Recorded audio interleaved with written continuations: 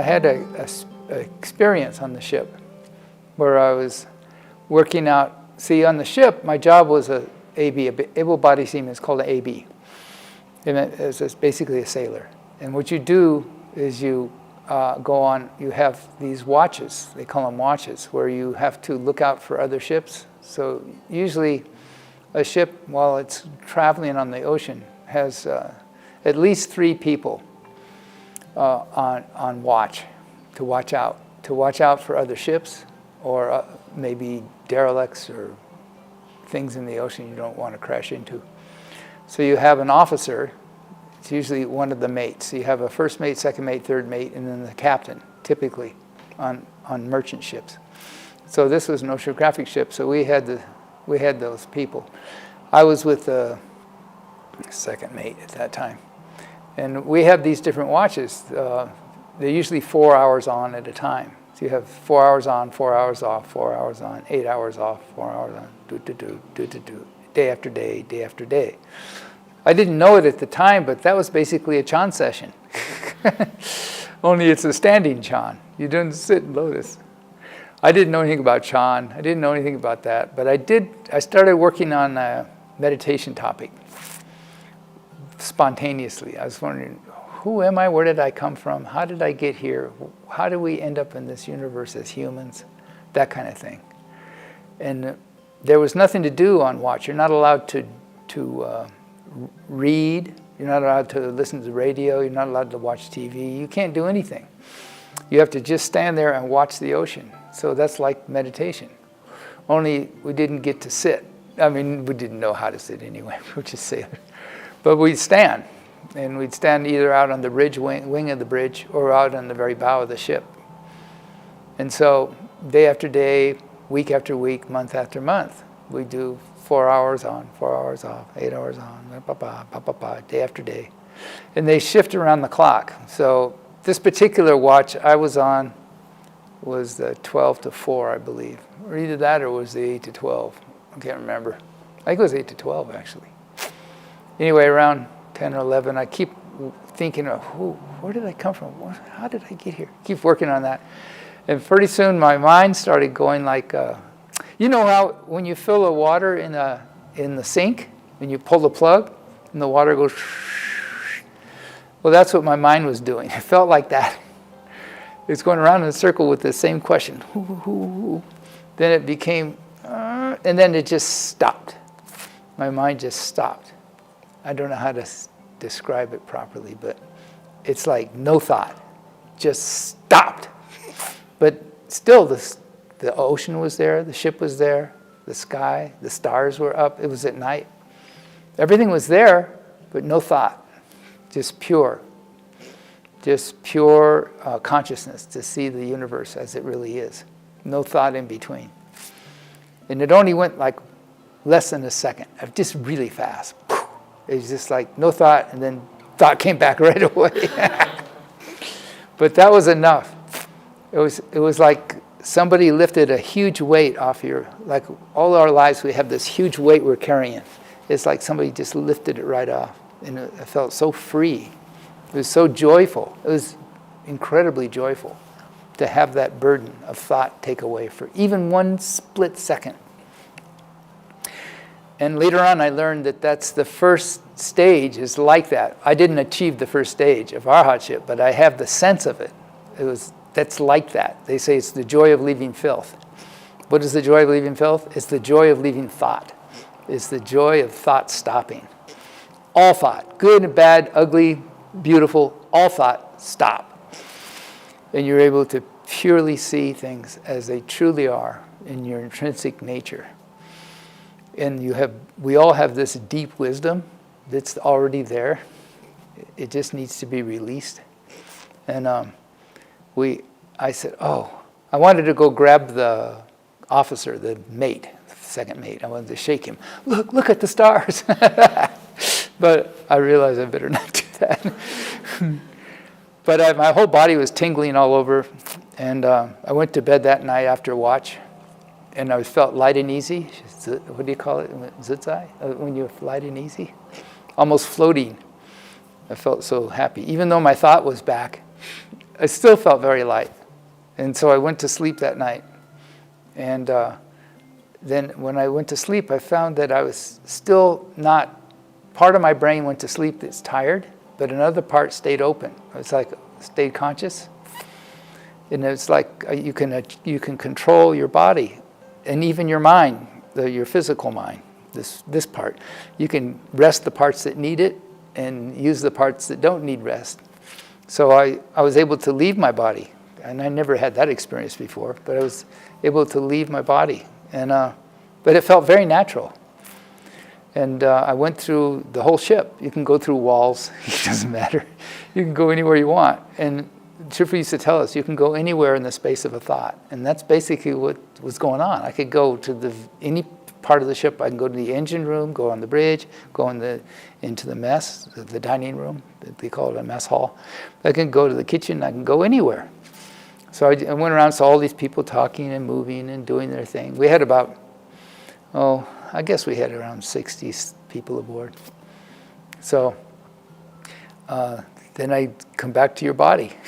and I was having these kind of experiences. But they slowly closed up over a period of about 3 days, 3 or 4 days. For 3 days, this kind of...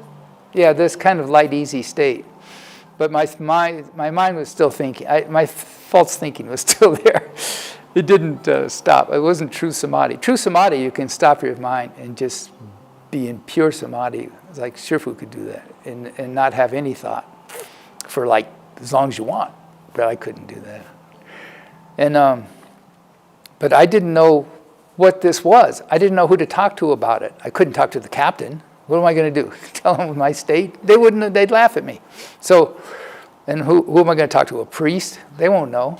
So I didn't know. I felt very panicky. And then I could feel my mind going back to its old way again. And I felt very depressed because I'm losing that wonderful light and easy feeling. And I was I've never been depressed in my life. I'm not the kind of person that gets depressed. But that time I could barely stand up. And then we went into Palma de Mallorca, which is a Spanish port. They're islands off of Spain. A very big tourist area. But it's a very old place. And the Spanish people, the Spaniards, they love to sell leather goods. Leather coats, leather pants, leather, belts, everything leather.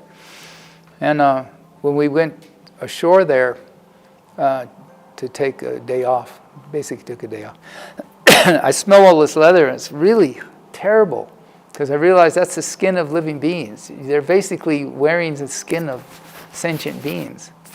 And I didn't ever experience that before. I said, this is just like why don't we just wear human skin? This is the difference. And then it felt, this is terrible. So I walked around a little bit, and then I saw this very, very old church, Christian church. It must have been over 1,000 years old. They're a very old place, Europe. So I went there, and went into the church, and it's just beautiful, because all the people in there were old people. They were reciting. Basically, they were reciting they were doing Hail Mary, it's called, the Hail Mary prayer. It's a prayer. But it's similar to reciting Guanyin. And they have done that their whole lives. And you can see they're cultivators. These people were cultivators. They were cultivating a pure Dharma. In their sense, it's as if we were reciting Guanyin. And they had stilled the whole jingje, the whole feeling of the place was beautifully quiet. You can feel it, sense it. Shifu used to like to go into churches. He says they have that kind of purity. And not this, similar to a Buddha hall, and where everybody practices the Dharma of recitation. In their case, it's a prayer. Hail Mary, full of grace, the Lord is with thee. They say over and over again. Because I used to be a Catholic. I know these prayers. So I sat in the back and just felt, it's like an island, safety. It's like a safety island in a sea of leather. So I said, I really need to find what this state is. How come I had this state? I knew I couldn't talk to a psychologist. They wouldn't help me. And I couldn't talk to, I didn't know who to talk to. I couldn't talk to a priest. They don't have this kind of state. I know. I grew up in, I went to St. Augustine's Monastery in school. I know these kind of people. They're not like that. They don't have that kind of samadhi. I said, I want to talk to somebody. I need to find a teacher. I didn't know at the time I needed to find a teacher, but I need to find somebody to help me. Then I found a book in the library of our ship, had a little library on it, and I found a yoga book.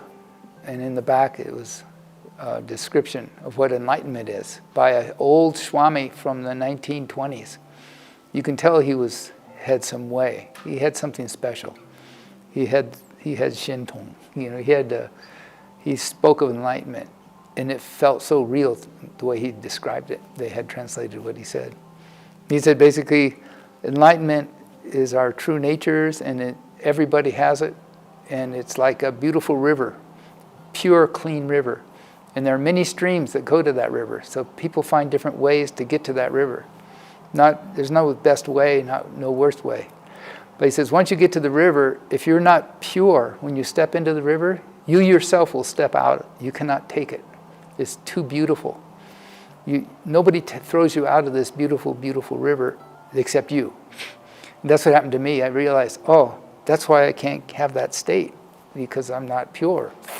You have to have a grounding in the precepts. That's what the precepts are all about. You have to prepare you for this beautiful, clear stream to set into, the stream of enlightenment. You can't step into it. Nobody's going to throw you out of it. You yourself will. You say, I can't take it. It's too pure for me.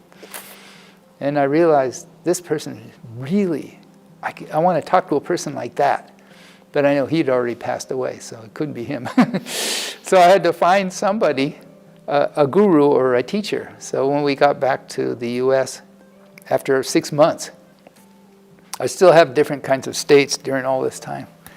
But we finally got back.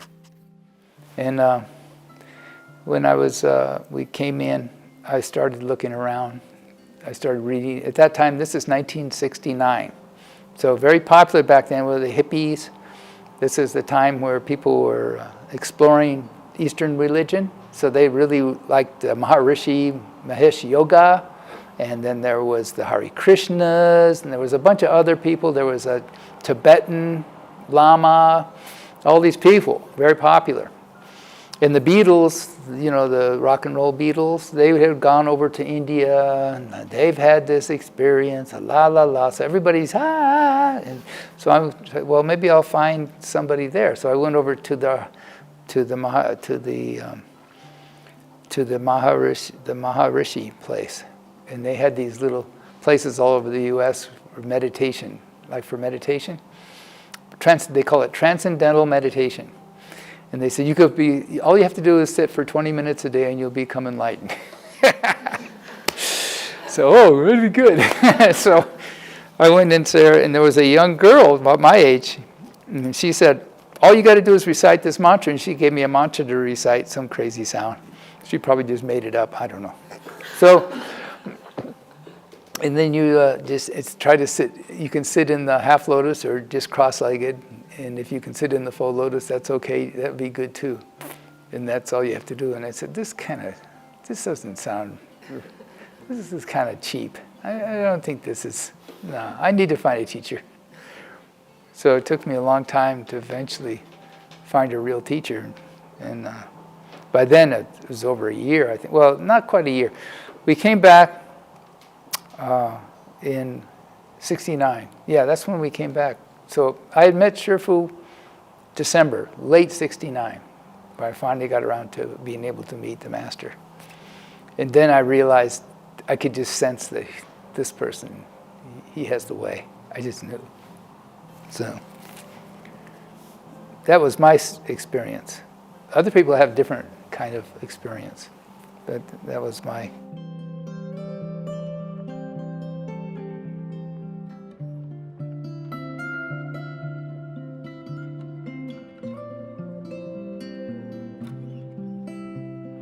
这禅有初禅，有二禅，有三禅，有四禅。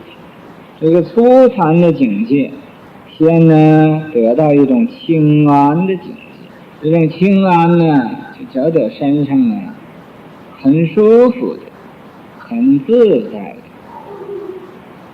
很呢受用的。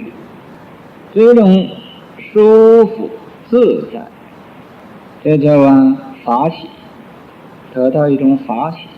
你法喜充满，得到法喜充满的境界，甚至于你不吃也不饿，不睡也不困，甚至于你不穿衣服也不冷了，这就是修行开始的一种感觉，很轻安，坐着觉得像没有自己似的，走路也好像没有自己似的，不知自己在什么地方。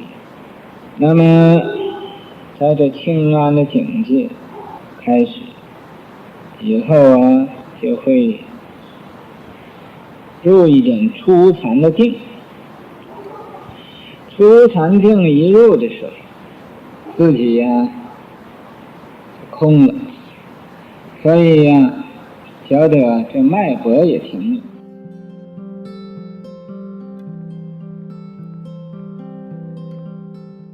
这打坐觉得非常自在，自在自在真自在哦，难以言形容，说不出来那么自在了啊！你要得到这种自在呀，你把什么都忘了。你这个美国人现在都吃药，你没得到真正的这个禅定的那个胃禅呢。我不知道是那个傻一界叫胃禅呢，那个胃禅呢，那种的滋味呀，比任何的情形都快乐啊，比你呀男女结婚也快乐，比你这个吃任何的麻醉品呢什么药也快乐，那种的境界简直这是说不出。所以说自在自在真自在，难以言形容，说不出来的啊！所以说入人饮水冷暖自知，就好像喝茶似的，这个茶是凉的你自己也知道，这个茶是热的你自己也知道，一定这个境界一定要过来人才明白。怎么叫过来人呢？从这个路上走过来的啊，你一说他知道你这是到一个什么阶段上了，到一个什么程度上了啊。那么修禅只要你有一点诚心，谁都可以得到的。那么那种的快乐法呀没有可以能和他比的。